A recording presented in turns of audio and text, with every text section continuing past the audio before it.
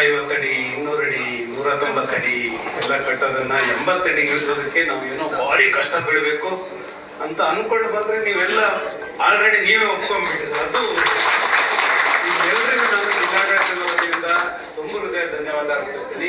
ನೀವೇ ನಮಗೇನ್ ಬೇಕು ಅನ್ನೋದನ್ನ ನೀವು ಮಾಡ್ಕೊಂಡಿದ್ದೀರಿ. ನಾವು ಬಂದು ಯಾವುದನ್ನು ಹೇರ್ತಾ ಇಲ್ಲ. ನಾವು ಬಂದು ನಿಮ್ ಜೊತೆ ಮಾತಾಡಿದ್ವಿ. ನಿಜವಾಗ್ಲೂ ನಾನು ಸಭೆ ನಡೀತಾ ಇದೆ ಹೀಗೆ ಮಾತಾಡ್ತಾ ಇಷ್ಟು ಆರಾಮಾಗಿ ಸಭೆ ಮುಗಿದೋಗ್ತಾ ಅಂತ ನಾನು ಖಂಡಿತ ಅನ್ಕೊಂಡಿರ್ಲಿಲ್ಲ.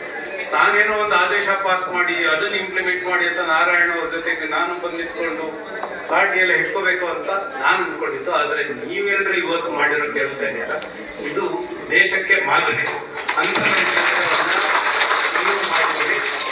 ನೀವೇ ಅರ್ತ್ಕೊಂಡು ಇಂಥ ಕೆಲಸವನ್ನು ನಾವು ಮಾಡಿದ್ರೆ ಒಳ್ಳೇದಾಗ್ತದೆ, ತಾಯಿ ನಮಗೆ ಒಲಿತಾಳೆ ಅನ್ನೋದನ್ನ ನೀವು ಮಾಡ್ಕೊಂಡಿದ್ದೀರಿ. ಖಂಡಿತ ನಾನು ಜಿಲ್ಲಾಡಳಿತ ವತಿಯಿಂದ ತಮ್ಮೆಲ್ಲರಿಗೂ ತುಂಬ ಹೃದಯ ಧನ್ಯವಾದ ಅರ್ಪಿಸ್ತೇನೆ. ಕೊನೆಯದಾಗಿ ಈ ಟೈಮಿಂಗ್ ಅಲ್ಲಿ ಸ್ವಲ್ಪ ವ್ಯತ್ಯಾಸ ಆಗ್ಬೋದು ಅನ್ನೋದು ನನ್ನ ಅನಿಸಿಕೆ ಇದೆ. ಹಾಗಾಗಿ ನೀವು ಅಪ್ಲಿಕೇಶನ್ ಅನ್ನ ಕೊಡ್ಬೇಕಾದ್ರೆ, ಪರ್ಮಿಷನ್ ಅಪ್ಲಿಕೇಶನ್ ಕೊಡ್ಬೇಕಾದ್ರೆ ಟೈಮಿಂಗ್ ಅನ್ನ ಮೆನ್ಷನ್ ಮಾಡಬೇಕು. ಯಾವ ಸಮಯಕ್ಕೆ ನಿಮ್ದು ನಿಮ್ಮೂರಿಂದ ಬಿಡುತ್ತೆ, ಯಾವ ಸಮಯಕ್ಕೆ ಇಂಥ ಸರ್ಕಲ್ ಹೋಗುತ್ತೆ, ಯಾವ ಸಮಯಕ್ಕೆ ಇಲ್ಲಿಗೆ ರೀಚ್ ಆಗುತ್ತೆ, ಯಾವ ಸಮಯಕ್ಕೆ ನೀವು ಮುಸ್ಕೂರಿಗೆ ಹೋಗಿ ಮದ್ದೂರಮ್ಮ ಟೆಂಪಲ್ ಹತ್ರ ಹೋಗುತ್ತೆ. ಇದಿಷ್ಟನ್ನ ನೀವು ಡಿಸೈಡ್ ಮಾಡಿ ಮೊದಲೇ ಕೊಟ್ಟು ಅಪ್ಲಿಕೇಶನ್ ಕೊಟ್ರೆ ನಾವು ಪರ್ಮಿಷನ್ ಕೊಡ್ಬೇಕಾದ್ರೆ ಅದೇ ರೀತಿ ಕೊಡ್ತೀವಿ. ಅದನ್ನ ಎಲ್ಲರೂ ಸಹ ಫಾಲೋ ಮಾಡ್ಬೇಕಾಗತ್ತೆ. ಅದು ಬಹಳ ಇಂಪಾರ್ಟೆಂಟ್. ಯಾಕಂದ್ರೆ ನಾನು ಮುಂದೆ ಹೋಗ್ಬೇಕು, ನಾನು ಹಿಂದೆ ಹೋಗ್ಬೇಕು, ಅಲ್ಲಿ ಅವ್ರು ಮುನ್ನೋರು ಹೋಗ್ತಾ ಇಲ್ಲ, ನಾವು ಹಿಂದೆ ಆಗ್ತಾ ಇದ್ದೀವಿ, ನಮಗೆ ಲೇಟ್ ಆಗ್ತಾ ಇದೆ, ಇದೆಲ್ಲ ಆಗ್ಬಾರ್ದು. ಇದೊಂದು ಸಣ್ಣ ವಿಷಯವನ್ನ ನಾವೆಲ್ಲರೂ ಸೇರಿ ಬಗೆಹರಿಸ್ಕೊಂಡ್ರೆ ಬೇರೆ ಏನೋ ವಿಷಯ ನನಗೆ ಕಾಣಲಿಲ್ಲ. ಇಲ್ಲಿ ಇಶ್ಯೂ ಬಗೆಹರಿಸ್ಲಿಕ್ಕೆ ಅಂತ ಇರೋದು. ಇನ್ನು ನಾವು ಅಧಿಕಾರಿಗಳು ನಿಮಗೆ ಸಪೋರ್ಟ್ ಮಾಡ್ಬೇಕಾಗಿದೆ. ನೀವೆಲ್ಲರೂ ಸಹ ಏನು ಕೇಳ್ಕೊಂಡಿದ್ದೀರಿ, ಎಲ್ಲಿ ರಸ್ತೆ ಗುಂಡಿಗಳಿವೆ ಅವುಗಳನ್ನು ಮುಚ್ಚಬೇಕಾಗಿದೆ. ಇಒ ಅವರಿದ್ದಾರೆ, PWD ಇಂಜಿನಿಯರ್ ಇದ್ದಾರೆ, PRED ಅವರಿದ್ದಾರೆ. ನಾವು ಈ ಕೆಲಸವನ್ನ ಖಂಡಿತ ಮಾಡ್ಕೊಡ್ತೀವಿ. ಯಾಕೆಂತಂದ್ರೆ ಇಷ್ಟೊಂದು ದೊಡ್ಡ ಜಾತ್ರೆ ನಡೀತಾ ಇರ್ಬೇಕಾದ್ರೆ ಅದನ್ನ ನಾವು ಗುಂಡಿ ಮುಚ್ಚಿ ನಿಮಗೊಂದು ರಥ ಸರಿಯಾದ ರೀತಿಯಲ್ಲಿ ಹೋಗೋದಕ್ಕೆ ವ್ಯವಸ್ಥೆಯನ್ನು ನಾವು ಮಾಡ್ಕೊಡ್ಬೇಕಾಗಿದೆ. ಆ ನಿಟ್ಟಿನಲ್ಲಿ ನಾವು ಕ್ರಮ ವಹಿಸ್ತೇವೆ ಅಂತ ಹೇಳ್ತೇನೆ. ಇನ್ನು ಫಾರೆಸ್ಟ್ ಸ್ವಲ್ಪ ವಿಷಯ ಬಂದಿರ್ಬೋದು. ಫಾರೆಸ್ಟ್ ಇದ್ದಾರೆ, ಉಳಿದಂತೆ ಜಾತ್ರೆ ಬರುವಂತವ್ರಿಗೆ ಊಟ ತಿಂಡಿ ಎಲ್ಲ ವ್ಯವಸ್ಥೆಯನ್ನು ಮಾಡ್ತೀವಿ ಅಂತ ಹೇಳಿದ್ರೆ ಲಕ್ಷಾಂತರ ಜನ ಬೇಕಾಗುತ್ತೆ. ಮತ್ತೆ ಗ್ರಾಮ ಪಂಚಾಯತ್ ಇಂದ ತಗೋಬೇಕು, ಅರಣ್ಯ ಇಲಾಖೆಯಿಂದ, ಬೆಸ್ಕಾಂ ಇಂದ, ಅಗ್ನಿಶಾಮಕ ಮತ್ತು ಪೊಲೀಸ್ ಅಂತ ಬರ್ತಿದ್ದಾರೆ. ಆದ್ರೆ ಇದನ್ನ ಇವರೆಲ್ಲ ಕಡೆ ಹೋಗಿ ಓಡಾಡೋ ಹಂಗೆ ಮಾಡ್ತಾರೆ. ಸಿಂಗಲ್ ಅವರು ಆ ಆಫೀಸ್ಗೆ ಹೋಗೋದು, ಅಲ್ಲಿಯದು ಆ ಅಧಿಕಾರಿ ಇಲ್ಲ, ಈ ಅಧಿಕಾರಿ ಇಲ್ಲ, ಮತ್ತೆ ಹೋಗು, ನಾಳೆ ಹೋಗು. ಅವ್ರ ಜಾತ್ರೆ ತೇರ್ ಕಟ್ಟ ಬಿಟ್ಟು ಬರೀ ನಮ್ಮ NOCಗೆ ಓಡಾಡುವಂಥದ್ದು ಆಗ್ಬಾರ್ದು.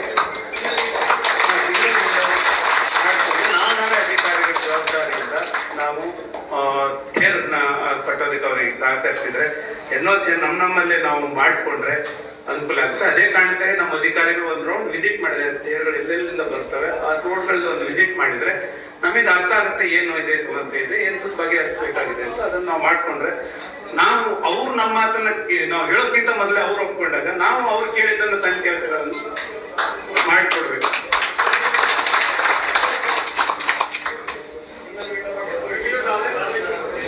ಅಲ್ಲ, ತಹಸೀಲ್ದಾರ್ ಆಫೀಸರ್ ಇಲ್ಲೇ ಕೊಡ್ತಾರೆ. ಹೆಬ್ಕೋಡಿನೇ ಆಗ್ಲಿ, ಅಲ್ಲಿವರೆಗೂ ಹೋಗಿ ಆನೆಕಲ್ಲಿಗೆ ಹೋಗಿ ತರುವಂತ ಅವಶ್ಯಕತೆ ಇಲ್ಲ. ಹೆಬ್ಕೋಡಿನೇ ಸೆಂಟರ್ ಆಗುತ್ತೆ. ನಾಳೆ ಕಚೇರಿ ಅಥವಾ ಪೊಲೀಸ್ ಸ್ಟೇಷನ್ ಯಾವ್ದೋ ಒಂದು ಡಿಸೈಡ್ ಮಾಡಿ ಹೇಳಿದ್ರೆ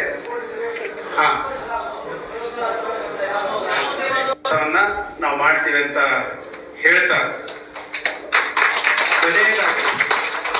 ಕೊನೆಯದಾಗಿ ನಮ್ಗೇನೋ ಸಣ್ಣ ಸಮಸ್ಯೆ, ಲಾಸ್ಟ್ ಟೈಮ್ ಏನೋ ಎತ್ತು ಕಟ್ಟೋದ್ರಲ್ಲಿ ಸ್ವಲ್ಪ ಸಮಸ್ಯೆ ಆಗಿತ್ತು ಅಂತ ಈಗ 2 ಊರು ಸಪರೇಟ್ ರಥಗಳನ್ನೇ ಮಾಡ್ತಾ ಇದ್ದಾರೆ. ಇದರಲ್ಲಿ ಸಣ್ಣ ವಿಷಯಗಳಲ್ಲಿ ವ್ಯತ್ಯಾಸ ಮಾಡ್ಕೊಳ್ಳೋದಕ್ಕೆ ಆಗೋದಿಲ್ಲ. ನಾವು ಸಣ್ಣ ಇದ್ದಾಗಿಂದ ನಮ್ಮೂರಲ್ಲಿ ಮಾರಿಕಾಂಬ ಜಾತ್ರೆ ಮಾಡೋದು. ಜಾತ್ರೆ ಅಂದ್ರೇನೆ ಒಟ್ಟು ಕೂಡ್ಸೋದು ಅಂತ, ಡಿವೈಡ್ ಮಾಡೋದಲ್ಲ. ಯಾವಾಗ್ಲೂ ಅಷ್ಟೇ, ಊರ್ ಜಾತ್ರೆ ಬಂದಿದೆ ಅಂತಂದ್ರೆ ಎಲ್ಲರೂ ಒಂದು ಅಂತ, ಯಾವುದೇ ಸಣ್ಣ ಭಿನ್ನಾಭಿಪ್ರಾಯಕ್ಕೂ ಅವಕಾಶ ಇರೋದಿಲ್ಲ. ಅದು ಆಗ್ಲಿ ಇಲ್ಲಿ ಆಗ್ಲಿ ಅಂತ ನಾನು ಅನ್ಕೊಂಡಿದ್ದೇನೆ. ಲಾಸ್ಟ್ ಟೈಮ್ ಅಂತ ನಮ್ಗೆ ಯಾರು ಊಟಕ್ಕೆ ಕರೆದಿರ್ಲಿಲ್ಲ. ಈ ಸಲ ಕರೆದ್ರೆ ಖಂಡಿತ ಖುಷಿಯಾಗಿ ರಥೋತ್ಸವ ಮುಗಿದ್ಮೇಲೆ ನೀವು ಯಾರಾದ್ರೂ ಊಟಕ್ಕೆ ಕರೆದ್ರೆ ಖಂಡಿತ ನಾವೆಲ್ಲರೂ ನಿಮ್ಮ ಮನೆಗೆ ಊರದಿಂದ ಏನು ಊಟ ಹಾಕೋದಿಲ್ಲ ತಾನೆ, ದೇವಸ್ಥಾನದ ಹಾಕ್ತಾನೆ. ದೇವಸ್ಥಾನದಲ್ಲಿ ಊಟ ಬಂದು ಮಾಡ್ಕೊಂಡು ರಥೋತ್ಸವ ಮುಗಿಸಿ ಹೋಗ್ತೀವಿ ಅಂತ ಹೇಳ್ತಾ ನಿಜವಾಗೂ ಸಹ ಇವತ್ತು ಸಭೆ ಖುಷಿ ತಂದಿದೆ. ನಿಮ್ಗೆಲ್ಲರಿಗೂ ಮತ್ತೊಮ್ಮೆ ಧನ್ಯವಾದ ಅರ್ಪಿಸಿ ಜಿಲ್ಲಾಡಳಿತ ವತಿಯಿಂದ ಯಾವಾಗಲೂ ನಿಮ್ ಜೊತೆ